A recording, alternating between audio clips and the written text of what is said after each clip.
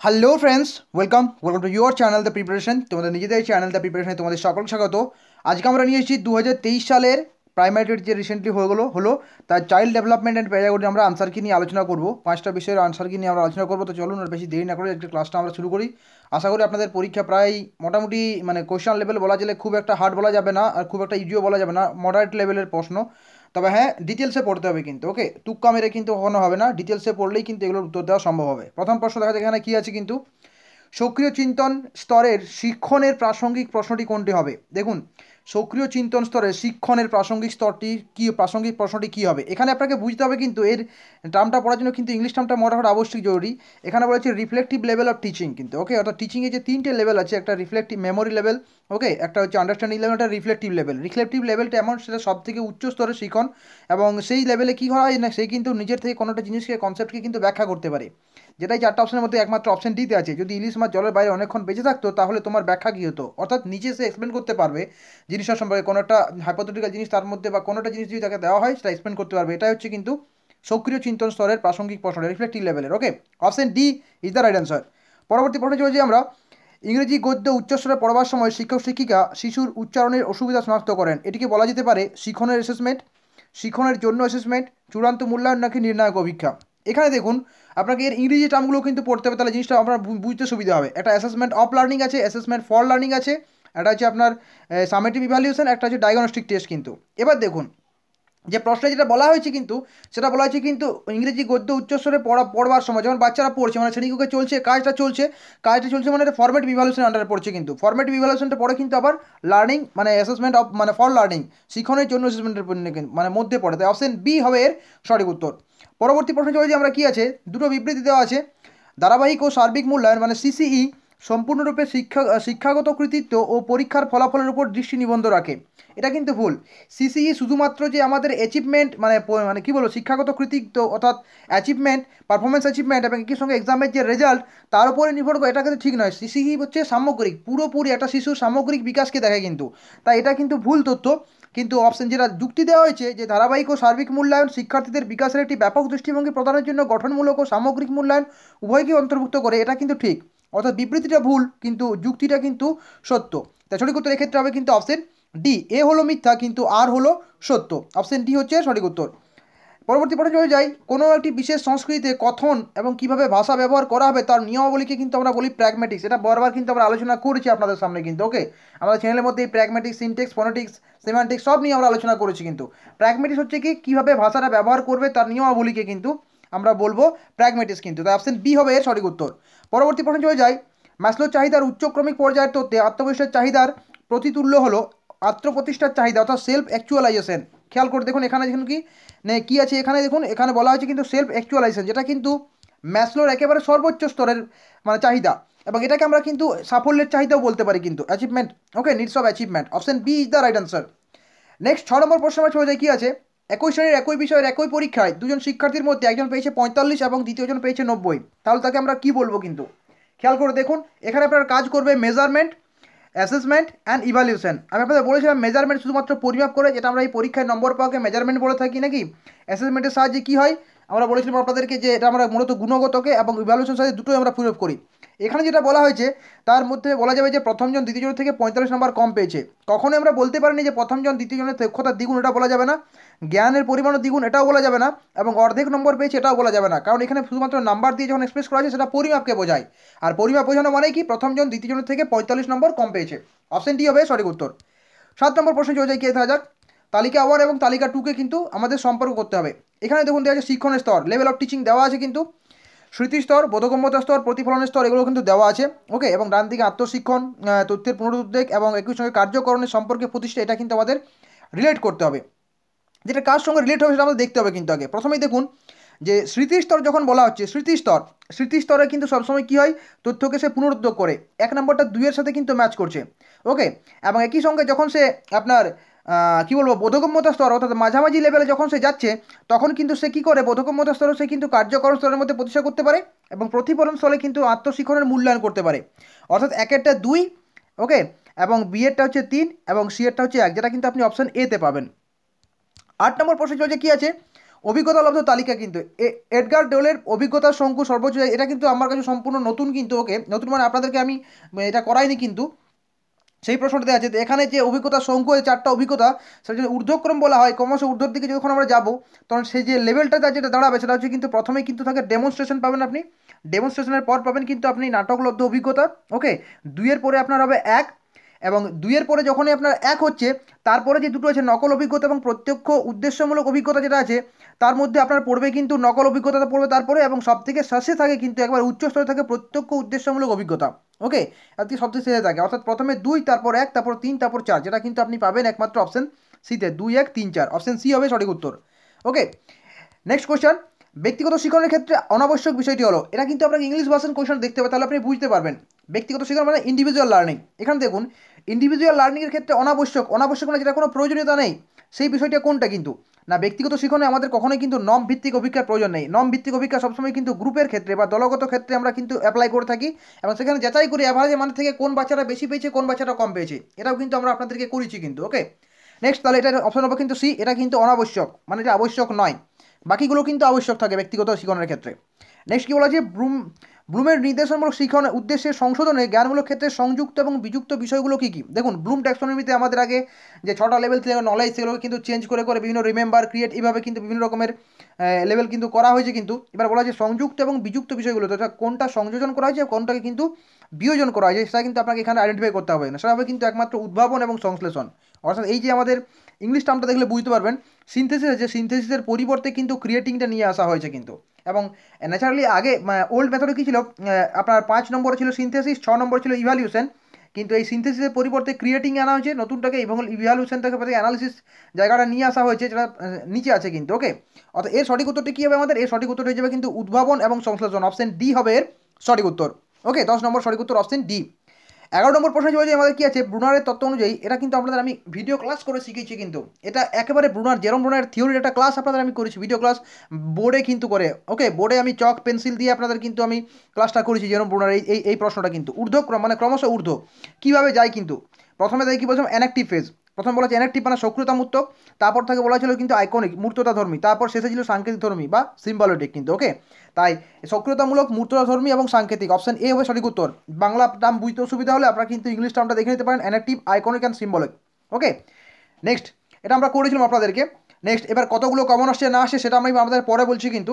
Next, নিচের কোনটি মানব জীবনের একটা সময় পর্যন্ত একই থাকে বলে মনে করা হয়। এটা কিন্তু প্রশ্নটা একটু ঘুরিয়ে দিয়েছে কিন্তু, আপনাকে এটা বুঝতে হবে যে প্রশ্নটার মধ্যে কী জানতে চাইছে কিন্তু। দেখুন, এখানে বলা হয়েছে যে একটা সময় পর্যন্ত একই থাকে, একই থাকে মানে কি একটা নির্দিষ্ট সময় পর্যন্ত সেটা কিন্তু একই রকমের থাকবে কিন্তু, ওটা কোনো কিন্তু চেঞ্জ হবে না কিন্তু। ওকে, কোনটা, এখন দেখুন এই যে মানসিক বয়স, সময়গত বয়স এবং বুদ্ধাঙ্ক, এগুলো কিন্তু চেঞ্জ হতে থাকে কিন্তু সারা জীবনব্যাপী কিন্তু চেঞ্জ হতেই থাকে। সময়গত বয়সটা তো চেঞ্জ হবেই হবে, মানসিক বয়সও সময়ের সঙ্গে সঙ্গে কিন্তু চেঞ্জ হয়ে থাকে, বুদ্ধাঙ্কও চেঞ্জ হতেই থাকে কিন্তু। কিন্তু আমার মতে মনে হয় কিন্তু দৈহিক উচ্চতাই কিন্তু হবে যেটা একটা সময় পর্যন্ত একই থাকে, মানে ন্যাচারালি এটা কিন্তু আপনি স্টার্টিং থেকে ভাববেন না, এটা ন্যাচারালি দেখুন একজন মানুষের কিন্তু উচ্চতা প্রায় 18 বছর, ন্যাচারালি 18 ম্যাক্সিমাম 20 বছর বয়স পর্যন্ত একই রকম বাড়তে থাকে, তারপর সেটা কিন্তু স্টেবল হয়ে যায় কিন্তু, তারপর থেকে কিন্তু একই থাকে। সেই দৃষ্টিভঙ্গির দিক থেকে আমি কিন্তু আনসারটাই বলেছি কিন্তু দৈহিক উচ্চতা, অপশন ডি। অনেকে এটাকে কিন্তু এটাও বলতে পারেন যে একই সময় পর্যন্ত একই থাকে মানসিক বয়স, অনেকে বলতে পারেন কিন্তু, কিন্তু আমার মতে মনে হয়েছে অপশনটা কিন্তু ডি হবে কিন্তু সঠিক উত্তর। ওকে, এবার বলি দেখুন এই সঠিক উত্তরটা কিন্তু পর্ষদের আনসার কি থেকেই পাওয়া যাবে। তালিকা 1, তালিকা 2, 5E মডেল, সরাসরি প্রশ্ন কিন্তু এখান থেকে এসেছে, শুধুমাত্র আপনাকে ডিটেলস নলেজটা কিন্তু মাথায় রাখতে হবে, তুক্কা লাগিয়ে কিন্তু কখনো আনসার দেওয়া যাবে না। এই যে অপশনগুলো আপনার দেওয়া হয়েছে, নিযুক্তি, অন্বেষণ, ব্যাখ্যাকরণ, সম্প্রসারণ, এই বাংলা টার্মগুলো বুঝতে আমাদের অসুবিধা হয় 5E তে আমরা কিন্তু মূলত ইংলিশ টার্মটা এনগেজমেন্ট, এক্সপ্লোরেশন এবং ইলাবোরেশন, এই জিনিসগুলো কিন্তু আমরা মূলত ভালোভাবে কিন্তু বুঝতে পারি। ওকে, এবং এই জিনিসগুলোর থেকে আপনি সহজেই বুঝতে পারছেন যে এই যে এনগেজমেন্ট বা নিযুক্তি আছে, এই এনগেজমেন্টে আপনার যেটা কাজ করবে, আপনার এনগেজমেন্টের মধ্যে আপনার যে জিনিসটা কাজ করবে সেটা হচ্ছে কিন্তু এনগেজমেন্টের যে প্রথম স্তর, সেখানে আমরা বাচ্চাদেরকে বিভিন্ন রকমের কোনো কাজের মাধ্যমে বাচ্চাদের যে শেখার আগ্রহ সেটাকে উৎসাহিত করে, সেটা কিন্তু মূলত 3 নম্বর সঙ্গে কিন্তু কানেক্টেড হবে কিন্তু। ওকে, এটা 3 নম্বর সঙ্গে কানেক্টেড হবে। তারপর যখন আপনার এক্সপ্লোরেশন আসবে, এক্সপ্লোরেশনটা কী হয় জিনিসটা, তারা কিন্তু হ্যান্ডস অন পার্টিসিপেট, মানে এটা 2 নম্বরে যাবে কিন্তু এটা। ওকে, এবং আপনার যে 3 নম্বর এক্সপ্লোরেশন আছে, এক্সপ্লোরেশনটা কিন্তু আপনার চলে আসবে একেবারে ইন ডেপথ ডিসকাশন উইথ বাচ্চার সাথে, 5 নম্বর চলে আসবে, এবং ডি চলে যাবে কিন্তু আপনার 1 নাম্বার চলে যাবে ডি কিন্তু। ওকে, যেটা আপনি পাবেন কিন্তু একমাত্র আপনার অপশনের মধ্যে পাবেন, অপশন সিতে পাবেন আপনি কিন্তু। ওকে, এই সঠিক উত্তরটা কিন্তু হয়ে যাবে অপশন সি। বোঝার চেষ্টা করুন, আমি আবার একবার জিনিসটা রিপিট করছি, কিন্তু আপনারা কিন্তু বুঝতে পারবেন। আর যদি বলেন যে এক্সপ্লেনেশনটা পড়া দিলেও হবে, আগে আপনি আনসার কিগুলো বলে দিন, সঠিক উত্তরটা কিন্তু এর হয়ে যাবে কিন্তু অপশন সি। ওকে, এক ম্যাচ করবে 3-এর সাথে, 2 ম্যাচ করবে কিন্তু আপনার বিটা ম্যাচ করবে 2-এর সাথে, এবং সিটা ম্যাচ করবে 5-এর সাথে, এবং ডিটা ম্যাচ করবে কিন্তু 1-এর সাথে। ওকে, অপশন সি হবে সঠিক উত্তর 13 নম্বর প্রশ্নের। 14 নম্বর প্রশ্ন চলে যায়, কি আছে, ক্লাসের নির্ধারিত সময়ের মধ্যে শিক্ষার্থীরা কাজ শেষ করতে না পারায় বিরতির কিছুটা সময় কেটে কাজের সময় বাড়ানো হলো, এটি কার উদাহরণ? দেখুন, এটা কিন্তু আপনাকে ইংলিশ টার্মটা দেখতে হবে, যে এই অপশনগুলো যেগুলো আছে, ইতিবাচক শাস্তি মানে positive punishment, negative punishment, okay, retroactive inhibition and নেতিবাচক প্রবর্তন বা নেগেটিভ মানে রিইনফোর্সমেন্ট। এগুলোর মধ্যে দিয়ে বুঝতে হয় কিন্তু, যখন আমরা বাচ্চাদেরকে বলা হয় যে একটা কাজ শেষ করো, তারপর তোমরা কিন্তু এই সময়টা আনন্দ করতে পারো। যেমন ধরুন, চান 4th পিরিয়ডের ক্লাস, সে টিফিনে, তারপরে টিফিনের সময়তে টিফিন পাবে। কিন্তু যদি 4th পিরিয়ডের ক্লাসটা সে যদি শেষ না করে, তখন তাকে যদি আমরা বলি যে তোমার ওই কী নাম, ওই সময়টা কিন্তু কমিয়ে দেবো আমরা, কিন্তু তোমার আনন্দ করার সময়টা, তখন সেটাকে আমরা পজিটিভ শাস্তি বলতে হয়, কিন্তু ইতিবাচক শাস্তি। Option A is the right answer.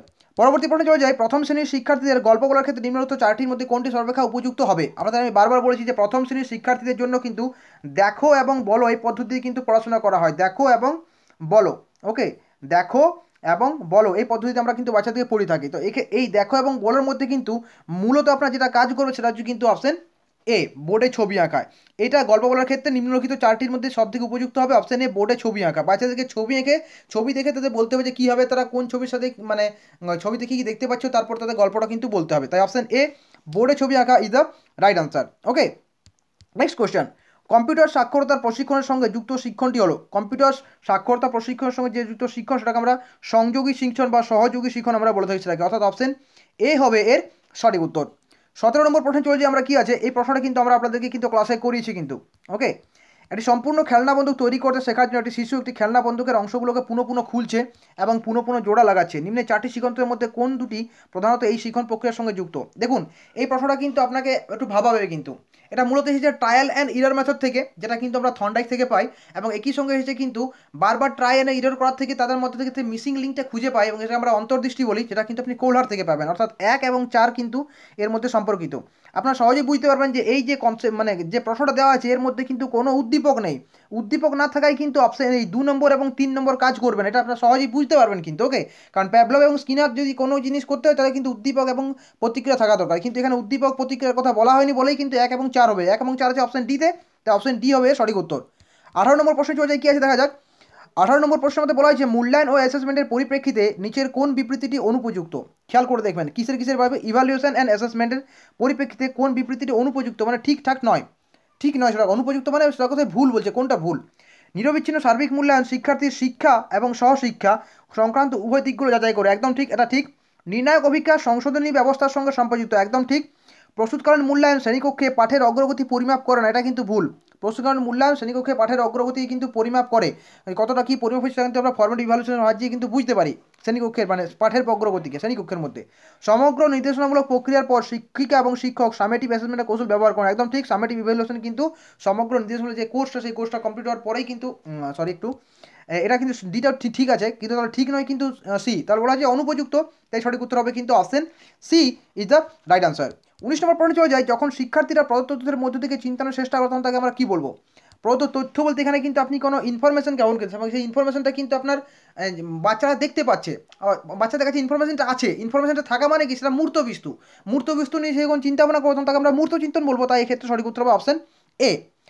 20 নম্বর প্রশ্নে চলে যায়, কি আছে, অন্যের দৃষ্টিভঙ্গি দিয়ে শিশুর কোনো অবস্থা বোঝার অক্ষমতাকে কী বলে? অন্যের দৃষ্টিভঙ্গি দিয়ে শিশু কোনো অবস্থা বুঝতে অক্ষম, এটাকে বলে কিন্তু ইগোসেন্ট্রিক থিঙ্কিং, অর্থাৎ আত্মকেন্দ্রিক চিন্তা। Option C the right answer. এটাও আমাদের কাছ থেকে কমন এসেছে কিন্তু। ওকে, এটা কিন্তু আমরা এখানে সরাসরি বলিনি, কিন্তু আলোচনার মাধ্যমে এগুলো কিন্তু বলা হয়েছে। নেক্সট, অন্তর্ভুক্তিমূলক শিক্ষায় ঘাটতি ভিত্তিক ধারা এর প্রয়োগে অনুৎসাহিত করা হয়। এখানে দেখে আমরা বুঝতে হবে কিন্তু ডেফিসিট বেস অ্যাপ্রোচ বলতে কী বোঝায়। কিন্তু ডেফিসিট বেস অ্যাপ্রোচটা জিনিসটা কি, এই অ্যাপ্রোচটা এমন বোঝায় যে কোনো শিক্ষার্থী অন্তর্ভুক্তিমূলক শিক্ষায় আমরা কী বলি, বিভিন্ন শিক্ষার্থীর মধ্যে বিভিন্ন রকমের খামতি আছে।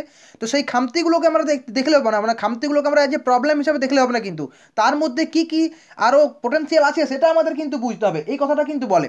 তো ডেফিসিট অ্যাপ্রোচ কী করে না, বাচ্চাদেরকে একটা প্রবলেম হিসাবে দেখতে চাই, কিন্তু তার মধ্যে যে পোটেন্সিয়াল আছে সেটাকে সে দেখতে চায় না, তার মধ্যে কি প্রবলেম আছে সেটাকে আমরা দেখতে চাই, যে এর মধ্যে এটা ঘাটতি আছে তাহলে ওইটাকে পূরণ করো। কিন্তু এটা হলো ডেফিসিট অ্যাপ্রোচ। তো ডেফিসিট অ্যাপ্রোচকে অনুৎসাহিত করা হচ্ছে, অনুৎসাহিত করা মানে কি, সেটাকে সেটাকে আমরা ওটাকে বাদ দিয়ে ইনক্লুসিভ এডুকেশনের যে একটা বৃহত্তর দৃষ্টিভঙ্গি, যেটা বাচ্চার মধ্যে কী পটেনশিয়াল সেটাকে আমরা যখন দেখতে চাই, সেটা করতে হবে কিন্তু। তাই অনুৎসাহিত করা হয় তার একটাই কারণ, সেই কারণটার মধ্যে আপনার পড়বে কিন্তু অপশন সি, যেটা শিক্ষিকা বা শিক্ষককে শিক্ষার্থীর যে শিক্ষণ সক্ষমতা যথাযথ গুরুত্বদান সক্ষম করে তোলে না। তার মধ্যে যে শিক্ষণ সক্ষমতা আছে সেটাকে আমরা দেখি না, তার পটেনশিয়ালটাকে দেখি না, তার মধ্যে যেটা ডেফিসিট আছে সেটাকে আমরা বিচার করি কিন্তু। অর্থাৎ তাই অপশন সি হবে সঠিক উত্তর, এই জন্যই কিন্তু অনুৎসাহিত করা হয়। ওকে, চলো যে আমরা 22 নম্বর প্রশ্নে, শিক্ষক শিক্ষিকা শিক্ষণের নীতি অনুসরণ করেন না যখন তিনি, শিক্ষণের নীতি অনুসরণ করেন না বলছেন, করেন না, কখন করবেন না? প্রথমে মানুষত্ব এবং পরে তিনি মানে মানুষের ধারণা দেন। প্রথমে কুকুরের ছবি দেখান, পরে ভালুকের ছবি দেখান। প্রথমে বাগান দেখান, পরে গাছপালা। সাধারণ বৈষম্যের ভিত্তিতে ধারণা গঠন সাহায্য করেন। এখানে দেখুন, সাধারণ বৈশিষ্ট্য সমূহের ভিত্তিতে ধারণা গঠনে সাহায্য করা, এটা কিন্তু শিক্ষণ নীতির মধ্যে পড়ে। প্রথমে বাগান পরে গাছপালা, এটা কিন্তু আপনার সমগ্রতাবাদ, প্রথমে সমগ্র জিনিসটা তারপরে সেখান থেকে ছোটো ছোটো জিনিস কিন্তু আমরা যাচ্ছি কিন্তু। ওকে, এটাও কিন্তু শিক্ষণ নীতির মধ্যে পড়ে। প্রথমে কুকুরের ছবি দেখান, পরে ভালুকের ছবি দেখান, যে দুটোই প্রাণীর ছবি। ওকে, এটা আমরা কিন্তু এটাও শিক্ষণের মধ্যে, কিন্তু প্রথমে মানুষের তো পরে মানুষের ধারণা, এটা কিন্তু শিক্ষণের মধ্যে পড়বে না। শিক্ষণের ক্ষেত্রে প্রথমে মানুষের ধারণা দিতে হবে, তারপরে দিতে হবে মানুষত্বের ধারণা কিন্তু। ওকে, তাই অনুসরণ করেন না কিন্তু অপশন এ এর ক্ষেত্রে, অপশন এ হবে সঠিক উত্তর। 23 নম্বর প্রশ্ন আমরা চলছে, কি আছে দেখা যাক। নিচের উক্তিগুলির মধ্যে কোনটি পেডাগোজি ধারণার সঙ্গে সম্পর্কিত নয়? পেডাগোজির সঙ্গে রিলেটেড নয় কোনটি, কিন্তু সম্পর্কিত নয় বলা হয়েছে। পেডাগোজি শিক্ষার্থী চাহিদার সঙ্গে সম্পর্কযুক্ত, একদম ঠিক। পেডাগোজি সাংস্কৃতিক প্রভাবের প্রেক্ষিতের প্রতি উদাসীন বলা যাবে না কিন্তু। কেন বলা যাবে না আমি কারণটা বলছি কিন্তু। পেডাগোজি পাঠ্যক্রম পরিবর্তনের সঙ্গে সঙ্গে পেডাগোজি পরিবর্তিত হয়, একদম ঠিক। পেডাগোজি পরিবর্তিত হবে, পাঠ্যক্রম যেমন চেঞ্জ হবে সেইভাবে কিন্তু। পেডাগোজি হলো প্রকৃতভাবে বিবর্তনশীল, অপশন সি যদি ঠিক হয় তাহলে অপশন ডিও কিন্তু ঠিক হবে, কারণ পরিবর্তনেই হচ্ছে কিন্তু আপনার বিবর্তনটা ঘটা। এখন যখনই বিবর্তনশীল হচ্ছে তখনই আমাদের বুঝতে হবে তার যে কালচারাল যে ইফেক্ট আছে, সাংস্কৃতিক প্রভাব, তার প্রতিও সেই যার যেখানে যা কালচার আছে সেই কালচারের পরিপ্রেক্ষিতে কিন্তু আমাদের পেডাগোজিটাকে কিন্তু চেঞ্জ করতে হবে কিন্তু। তাই কালচারাল প্রভাবের প্রেক্ষিতে যে উদাসীন, এটা বলাটা ভুল কিন্তু। ওকে, তাই অপশন বি সঠিক উত্তর, এটা কিন্তু পেডাগোজি ধারণার সঙ্গে সম্পর্কিত নয়, অপশন বি হবে সঠিক উত্তর। 24 নম্বর প্রশ্নে, নির্মিতিবাদের দৃষ্টিকোণ থেকে কোনটি অনুযুক্ত? বারবার নির্মিতিবাদ ক্লাসে কিন্তু আলোচনা হয়েছে আপনাদের। নির্মিতিবাদ কি বলা হয়েছে কনসেপ্ট থেকে, বললাম না, ধারণাটাকে ক্লিয়ার করতে হবে, ডিটেল ক্লাস পড়তে হবে, ডিটেল ক্লাস পড়লেই কিন্তু আনসারটা করতে পারবেন। নির্মিতিবাদের দৃষ্টিকোণ থেকে কোনটি অনুপযুক্ত? পরীক্ষামূলক কাজের দ্বারা কিছু আবিষ্কার করা, দলগত শিক্ষণে সহযোগিতা করা। ওকে, এটাও ঠিক। কোনো নৈবর্তিক ঘটনাকে বিভিন্ন দৃষ্টিকোণ থেকে দেখতে উৎসাহিত করা, এটাও ঠিক। কোনোটি বিশেষ ব্যাখ্যা মুখস্থ করা, বলেছিলাম নির্মিতিবাদে কখনো মুখস্থ জিনিসটা চলবে না কিন্তু।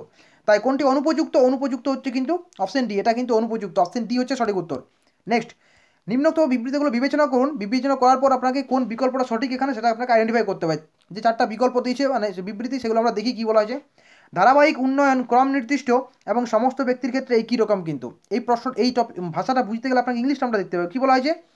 ডেভেলপমেন্টাল মাইলস্টোন আর fixed and identical for all individual. অর্থাৎ ডেভেলপমেন্টাল যে মাইলস্টোনটা, যে কখন কত বয়সে কোন মানে বিকাশের কোন লেভেলটা যাবে, এটা ফিক্সড থাকে এবং সবার ক্ষেত্রে কী রকম, এটা কিন্তু বলাটা ভুল। কারণ আমরা বললাম না, আমরা কি বলছিলাম, ব্যক্তিগত বৈষম্য কেন পড়েছিলাম আমরা, যে বিকাশ বিভিন্ন ব্যক্তির ক্ষেত্রে বিভিন্ন রকম হতে পারে কিন্তু। ওকে, হ্যাঁ, তা সেগুলোর মাইলস্টোনগুলো থাকতে পারে, যে তার ভাষার বিকাশ, এই বিকাশ, কিন্তু যে সবার জন্য যে একই রকমভাবে হবে না। কেউ হয়তো 10 বছরের যে বিকাশটা সম্পন্ন হবে, কারণ সেই বিকাশটা কিন্তু দেখবেন ছেলেদের বিকাশটা একটু দেরিতে হয় কিন্তু। তাই কিন্তু এটা কিন্তু আপনার সঠিক তথ্য হবে না কিন্তু, 1 নম্বরটা সঠিক তথ্য হবে না কিন্তু। ওকে, তারপর কি বলেছে দেখুন, growth is influenced by heredity and environment.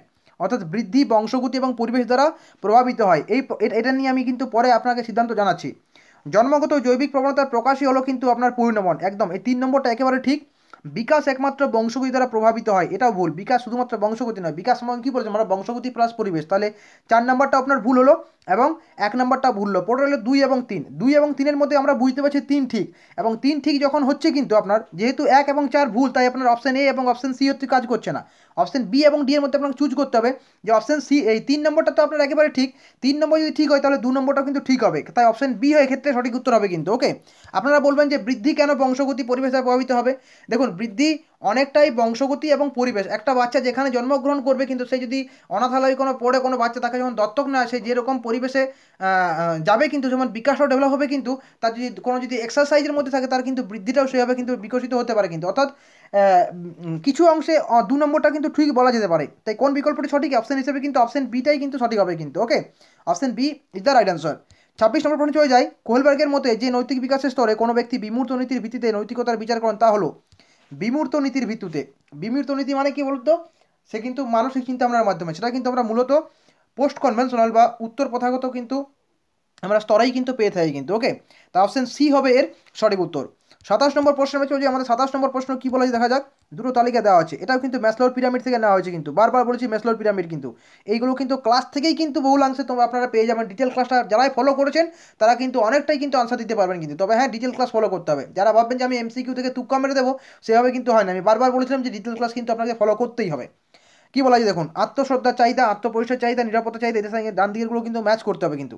সেই যে ম্যাচিংটা, সেই ম্যাচিংটার মধ্যে সব থেকে পারফেক্ট যেটা হবে সেটা হচ্ছে কি আত্মশ্রদ্ধার চাহিদা মানে কি বলুন তো, সেলফ এস্টিম। সেলফ এস্টিম কী হয় যখন আমরা অন্যের কাছ থেকে রিকগনিশন পেতে পারি, কিন্তু পেতে চাই অন্যের কাছ থেকে স্বীকৃতি লাভ, তাই একের সাথে 5 হবে। একের সাথে 5 আছে কিন্তু অপশন সি এবং ডিতে, তাই অপশন সি এবং ডিতে যাই। অপশন আপনার বি এবং এ এবং বি কিন্তু এলিমিনেট হয়ে গেল অটোমেটিক। তারপর হচ্ছে কি বলুন তো, আত্মপ্রতিষ্ঠার চাহিদা আছে কিন্তু। আত্মপ্রতিষ্ঠার যখনই আপনার চাহিদা যাবেন তখন আপনি দেখতে পাবেন যে আত্মপ্রতিষ্ঠার চাহিদাটা কিন্তু আসে সবসময় আপনার আসে আত্মসম্ভাবনা যদি উপলব্ধির থেকে আসে কিন্তু। ওকে, এই সেলফ অ্যাকচুয়ালাইজেশন, আত্মপ্রতিষ্ঠা একদম সর্বোচ্চ পর্যায়ে, সেটা কিন্তু আপনার সঙ্গে যুক্ত হবে একমাত্র 3 নম্বরটা যুক্ত হবে কিন্তু। তাহলে বি এর সাথে 3 নম্বর যুক্ত আছে কিন্তু আপনার অপশন সিতে যুক্ত হয়েছে, তাই আমি বাকিগুলো দেখছি না, বাকিগুলো অটোমেটিক কাজ করবে। যে নিরাপত্তার চাহিদা আপনার 4 নম্বর সঙ্গে কাজ করবে, অ্যাংজাইটি থেকে মুক্তি, এটাকে নিরাপত্তা চাহিদার মধ্যে পড়ে। একাত্মতার চাহিদা কিন্তু পড়বে আপনার 2 নম্বর সঙ্গে অর্থপূর্ণ সাহিত্য কিন্তু, কারণ রিলেশনশিপের সঙ্গে সম্পর্কিত হচ্ছে একাত্মতাপূর্ণ চাহিদা কিন্তু। বাংলা টার্মের থেকে কিন্তু ইংলিশ টার্মগুলো যদি দেখেন তাহলে কিন্তু এগুলো আপনার দেখতে খুব ভালো হবে। বিলঙ্গিংনেস রিলেশনশিপের সঙ্গে যুক্ত, তাই এটা সঠিক উত্তর আপনার 27 নম্বর প্রশ্নের সঠিক উত্তর হয়ে যাবে কিন্তু option C.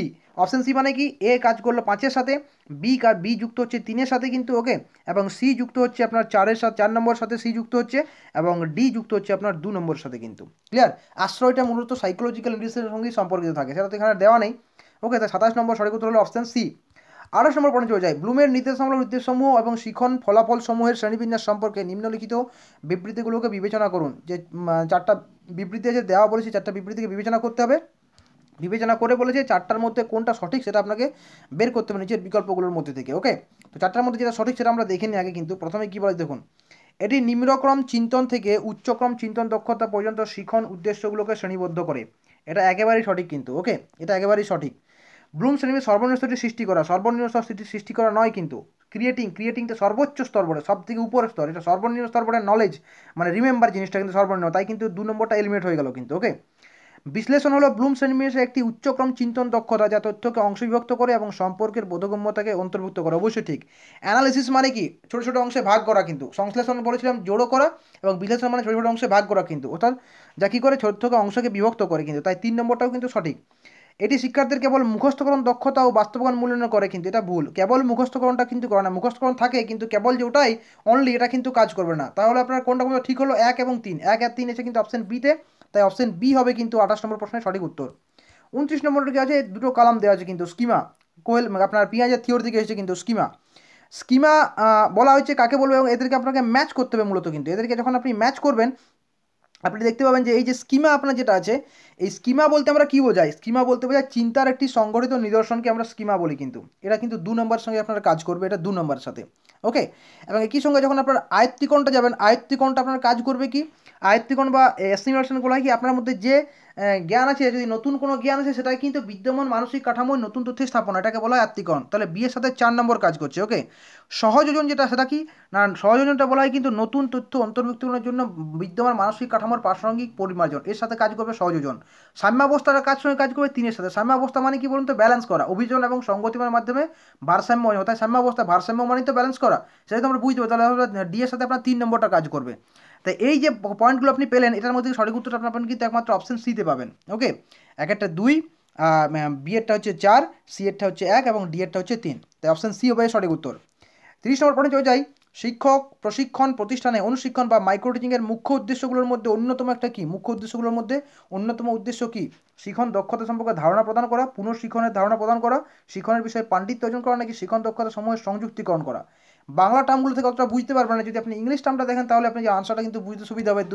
To give an idea of teaching skill, to give the concept of repeated teaching, two master the subject of teaching, two integrate the skill of teaching কিন্তু। এটা দেখুন মাইক্রো টিচিংয়ের কিন্তু অনেকগুলো দক্ষতার মধ্যে কিন্তু এগুলো সবই কিন্তু আপনার মাইক্রো টিচিংয়ের দক্ষতার মধ্যে পড়ে, কিন্তু এই রিপিটেড টিচিংটা আসে না কিন্তু, কিন্তু বাকি 3টা কিন্তু আসে। কিন্তু এর মধ্যে থেকে সবথেকে গুরুত্বপূর্ণ যেটা সেটা কিন্তু to integrate the skill of teaching, শিক্ষণের যে আমাদের বিভিন্ন দক্ষতা সেগুলো কিন্তু একসঙ্গে সংযুক্তকরণ করা কিন্তু। ওকে, তো অপশন ডি হবে এর সঠিক উত্তর। 30 নম্বর পয়েন্ট সঠিক উত্তর হবে কিন্তু অপশন ডি। কেমন, এবছরের কোয়েশ্চেন লেভেলটা বলা যেতে পারে, হার্ডনেস লেভেলটা প্রায় 60% কিন্তু বলা যেতে পারে। ওকে, 60% লেভেল, মানে আপনাকে ডিটেলস পড়তে হবে, কিন্তু ওই এমসিকিউ বেস পড়াশোনা কিছু করে কিচ্ছু হবে না। ডিটেলস যদি পড়েন এবং সেগুলোকে রেগুলারলি যদি আপনাকে নিজে নিজে যদি আপনার মানুষ পড়ে চিন্তাভাবনার মধ্যে রাখেন, তখনই কিন্তু আপনার মানে এই জাতীয় প্রশ্নপত্রগুলো কিন্তু আপনার আনসার দিতে সুবিধা হবে কিন্তু। ওকে, তো এটা ছিল আমাদের সিটিপির ভার্সন, কিন্তু এর বাকিগুলো নিয়ে কিন্তু আমি খুব শীঘ্র হাজির হচ্ছি। দেখা হচ্ছে এরপরে যে বাংলা আছে, বাংলা আমি ইংরেজি পরিবেশ সবগুলো নিয়ে হাজির হবো। সবগুলো দেখেন, তারপরে কিন্তু আপনারা বিচার করবেন যে আপনার কেমন কি মার্কস আসছে। তো এখনই ভেঙে পড়বেন না, ফাইনাল আপনার আনসার কি দেখেই তারপরে কিন্তু বাকি সিদ্ধান্তগুলো সব কিছু নেবেন যে কেমন প্রিপারেশন হচ্ছে, আমাকে আরও পরবর্তীর জন্য প্রিপারেশন নিতে হবে কি হবে না, কি করবেন না করবেন। ওকে, এবার হচ্ছে কমনের ব্যাপারে। দেখুন বেশিরভাগটা আমি কমন তো বলতে পারিনি যে এতগুলো সরাসরি কমন, তবে হ্যাঁ আমরা যে ডিটেলস ক্লাস করেছিলাম, ডিটেল ক্লাসের মধ্যে থেকে প্রায় সেই মানে 60 থেকে 70% কিন্তু কমন কিন্তু অলরেডি কিন্তু আমরা পেয়েছি কিন্তু। ওকে, তো চলুন পরের ক্লাস দেখা হচ্ছে। টাটা বাই, থ্যাংক ইউ, জয় হিন্দ।